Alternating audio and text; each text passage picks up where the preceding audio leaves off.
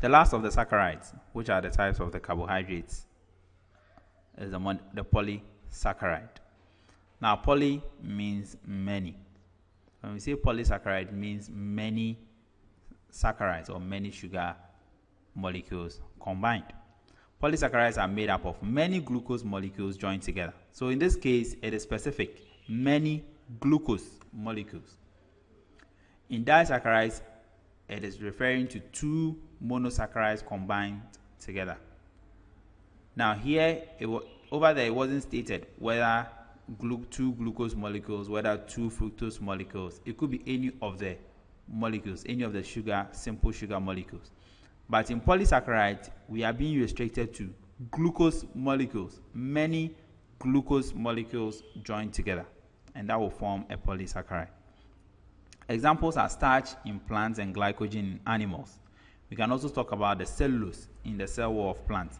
The cellulose is just like starch, but in that case, it is very rigid. Okay, so cellulose cell wall in plants, in the plant cell, is just a polysaccharide. It's just starch that is rigid. So here, let's look at example of starch.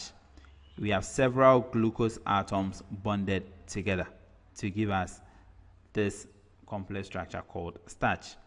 In glycogen, the same applies, several glucose atoms bonded together.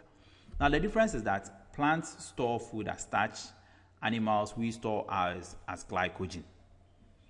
Okay, so they are the same, but in plants they are stored as starch, in animals they are stored as glycogen.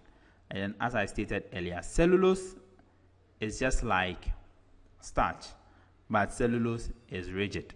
So when you look at the structures, they are very similar, but cellulose is rigid. And these are the three types of carbohydrates. We have the monosaccharides made up of simple sugars.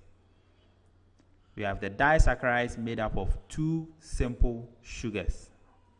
And then we have the polysaccharides made up of many glucose molecules. The glucose is a simple sugar, but in this case, it is specific, just glucose molecules, many glucose molecules coming together to form a polysaccharide.